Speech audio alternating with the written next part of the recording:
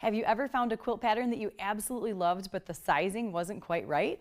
Well, I'll be discussing different ways to modify quilt sizes in this episode of My First Quilt.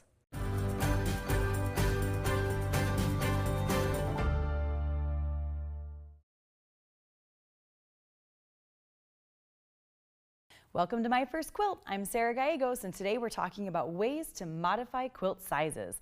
Sometimes you find a quilt pattern that you love, but maybe it's too large or even too small of a quilt, and you want to expand or take away portions of that quilt. And there are several different ways that you can do that. Some quilt patterns become a little bit more challenging to modify the size. We'll talk about that, but let's start with a basic quilt like this right here. This is called Crazy Bootiful, and it's a crazy quilt, and this would be a very, very easy quilt to modify the size of because it's got a very basic square block to it that you could add more or make less. You could turn this into a table runner easily by adding 3 blocks side by side instead of taking it out sideways, or you could go as big or as small as you want. You could even make this a pot holder size by using just 1 block. The other thing that you could do on a quilt like this, if you've got almost as big as you need, but maybe just need a little extra, add a second border. You can always add an inner border between your blocks and your outer border. Generally, that's a little bit smaller, or even think about adding a sashing. So those are really great ways that you can add to a simple quilt like this. Here I've got another quilt, and this is called Mix It Up. This is another great opportunity to change sizes. You could very easily make it smaller just by omitting the row and the sashing, or keep on adding out. So it'd be very easy to change the size.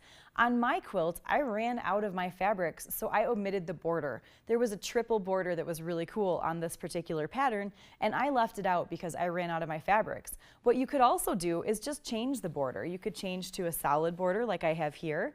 You could add up the measurements of that triple border and just make one solid border the same exact size, or just make it whichever size you prefer to kind of customize your quilt.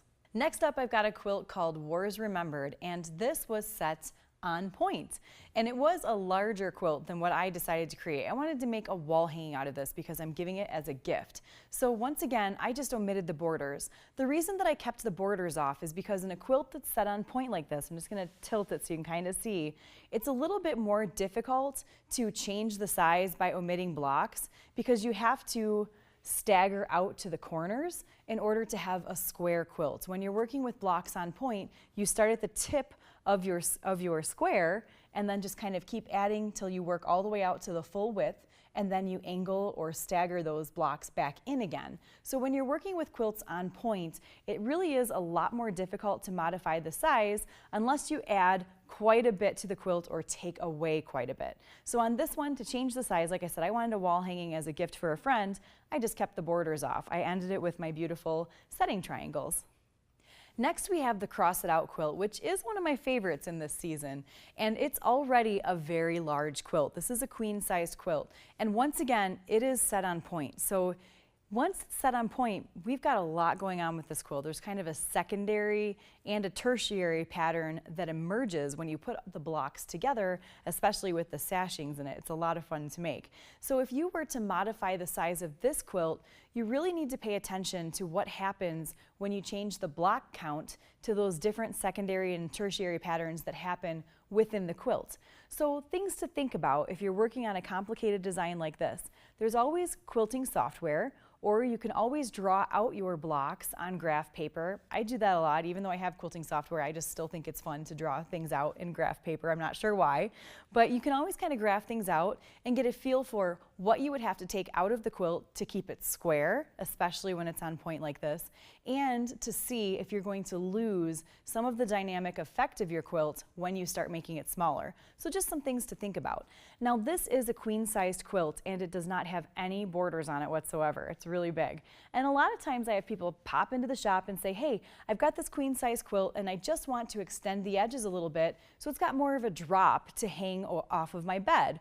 Or maybe you want to add something to cover your pillows. That's when you can start thinking about different borders that you could add to your quilt. So on a quilt like this, my recommendation would be to add pieced or solid borders. But there are always ways in every quilt that you work on to add to or take away from to modify the size. Now, we have had 2 episodes here on My First Quilt Show all about quilters math. I know I think of math and sometimes my brain gets a little fuzzy, but you really want to understand the basics of quilters math, how to account for seam allowances, what sizes you need to cut your fabrics to add to or take away, and that way you're prepared when it comes time to gather all of your fabrics to make sure that you've got enough of the fabrics to make a larger quilt, or to determine if you can use some of your favorite fabrics that maybe are out of print that you've been collecting in your stash and you see the perfect pattern, but it needs to be a little bit smaller to accommodate what you've got.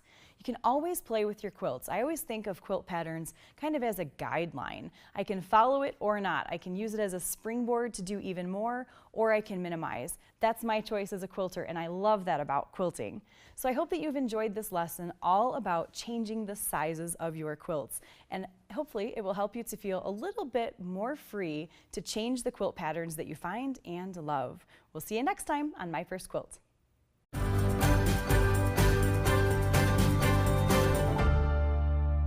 My First Quilt is brought to you by Baby Lock, Madeira, and Hobbs Batting.